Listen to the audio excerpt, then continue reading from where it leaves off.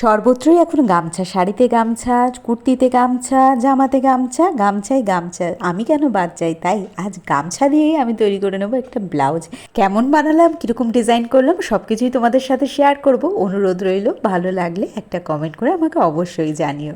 যে কোনো design blouse করার আগে ব্লাউজটা কাগজে কেটে নেওয়াটা কিন্তু মেজারমেন্ট অনুযায়ী খুব জরুরি, তাহাতে কাজটা করতে অনেকটা সুবিধা হয়। সেই কারণে আমি প্রিন্স কাটের ব্লাউজটাকে আগে ফার্স্ট কাগজে কেটে নিয়েছিলাম, পাট পাট করে সমস্ত টুকরোগুলোকে কাগজ থেকে বের করে নিয়ে এরপর যে আমার মেন ফেব্রিক মানে শাড়ির যে ব্লাউজ পিসটা ছিল সেটার মধ্যে আমি প্রথমে ব্যাক সাইডটাকে আগে কেটে নিয়েছি, কারণ আমার ইচ্ছে ছিল যে আমি ব্যাক সাইডটাকে আমার যে অরিজিনাল ফেব্রিক সেটাতেই রাখবো। সেটা কেটে নেওয়ার পর আমি গলার মেজারমেন্টটা করে নিচ্ছি, কারণ সামনের পাটে গলার মেজারমেন্টটা করেছিলাম কিন্তু ব্যাক সাইডে আমার গলার মেজারমেন্টটা করা ছিল না। জাস্ট ছোট্ট আমি একটু করে গলা কাটবো, গলাটা গোল করে কেটে নেবো আর কি। সেই জন্য ওটার মেজারমেন্ট করে কাঁধের মেজারমেন্টটা নিয়ে আমি জাস্ট একটা গোল করে শেপ দিয়ে নিচ্ছি। আসলে আমি যে ডিজাইনটা করতে চাইছি সেই ডিজাইনটা ভরা পিঠ হলেই দেখতে বেশি ভালো লাগবে, তো সেই জন্য আমি গলাটা খুব বেশি কাটিনি, অল্প স্বল্প কেটেছি। এইবার এসে গেছে গামছা। হ্যাঁ, এই গামছা দিয়েই হবে তো আসল ডিজাইনটা। সেই জন্য আমি গামছায় যে বর্ডার পোর্শনটা রয়েছে সেইখানে আমি আমার এস যেটা কাটানো হয়েছে সেই এসের নিচের অংশটা রেখেছি, কারণ বর্ডার পোর্শনটা এমনিতেই নর্মালি কোনো কাজে লাগবে না, আর ওটা যদি এসের নিচের দিকে থাকে তাহলে সেটা দেখতেও পাওয়া যাবে না। সেই জন্য আমি বর্ডারটাকে ওইখানে রেখেছি এবং মেন যে ফেব্রিকটা আমার সেই ফেব্রিকটার মধ্যে রেখে আমি বাটিটাকে কাট করে নিয়েছি। আর এসটা হচ্ছে গামছার আর বাটিটা হচ্ছে কাপড়ের অরিজিনাল যে ফেব্রিক সেটাতে। তারপর আমি অরিজিনাল যে কাপড়ের ফেব্রিকটা রয়েছে সেটাতেই আমি হাতা ড্রয়িং করে নিয়েছি। এরপর মেন ফেব্রিকটার মাপ করেই আমি সমস্ত অস্ত্র কাপড়গুলো পাট পাট করে কাট করে নিয়েছি। তারপর চলে এবার সেলাইয়ের পালা। সেলাইতে আগে আমি অস্ত্রগুলোকে প্রত্যেকটা পার্টের সাথে জুড়ে নিয়েছি, জুড়ে নিলে তাহলে সেলাই করতে সুবিধা হবে এবং কাপড়ে ফুলে ফেপেও থাকে না, কাপড়গুলো খুব সুন্দরভাবে বসে যায়। এবং একটা একটা করে পার্টগুলো আমি ফ্রন্ট পার্টটাকে জুড়ে নিয়েছি। জুড়ে নেওয়ার পর আমি ফ্রন্ট পার্টটাকেই আগে রেডি করে নিচ্ছি। দেখো এখানে গলাটা আমি ভি নেক কাটিয়েছি এবং সেটাকে একটা পট্টি লাগিয়ে দিলাম, পট্টি লাগিয়ে দিয়ে এবারে চাপ সেলাই দিয়ে নিয়েছি। এরপর আমি ভাবছি এটাকে হাতে সেলাই না করে আমি একটা লেস লাগাবো। লেসটাকে একদম ওর সাথে জুড়ে দিই না কেন, কারণ দেখতে ভালো লাগবে। এক পাশটা লাগিয়েছি, দেখো আরেক পাশটা বাকি আছে। তো এই লেসটা লাগিয়ে দিলে গলার সৌন্দর্যটা আরোই বেড়ে যাবে। একার মতো সেই ঘুরে ফিরে লেসের ডিজাইন এখন খুবই পপুলার।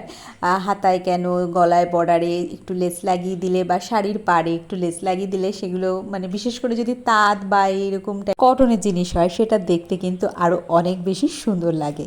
লেসটা আমি নিচ থেকেই বসিয়েছিলাম, বসিয়ে ওপর থেকে চাপ সেলাই দিয়ে আটকে দিয়েছি এবং দুবার করে চাপ সেলাই দেওয়ার কারণে আর আমাকে পট্টিটা আলাদা করে সেলাই করার দরকার পড়বে না। দেখো সামনের গলাটা আমার রেডি হয়ে গেছে, এইরকম ভি টাইপের নেকটা করেছি। আর কেমন লাগলো অবশ্যই কিন্তু জানাতে আমাকে ভুলো না কিন্তু। আর যদি ভালো লেগে থাকে তাহলে কিন্তু আমার এই চ্যানেলটাকে একটু সাবস্ক্রাইব করে নিতে পারো।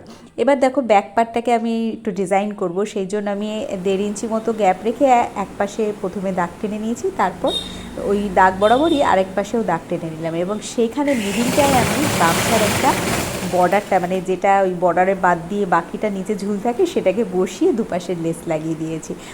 দেখতে বেশ ভালোই লাগলো। আর এটা দেখো গামছার এই যে ধারগুলো যেখানে মানে পাড়টা থাকে আর কি, পাড়ের দিকটা আমি লম্বা করে দু সাইডে কেটে নিয়েছি আর সেম মাপে দু সাইডে কেটেছি, মানে দুটো হাতাতে ঠিক এইভাবেই আমি কুচি দিয়ে দিয়ে একদম ছোটো ছোটো প্লিট করে করে বসাবো। হাতার নিচে কুচিটা এখন খুবই ট্রেন্ডিং, শুধু হাতা কেন শাড়িতে কেন সেই আগেকার দিনেরই সব ডিজাইনগুলো ঘুরে ফিরে আসছে। তো শুধু কুচিটা দিয়ে কেমন লাগবে দেখে আমি ভাবলাম তার উপরে আরেকটু লেস লাগিয়ে দিই। লেসটা লাগাতে সত্যি কথা বলতে যেন হাতাটা আরও বেশি সুন্দর লাগছে। তোমাদের কেমন লাগছে ঠিক না বলো আমার কথাটা?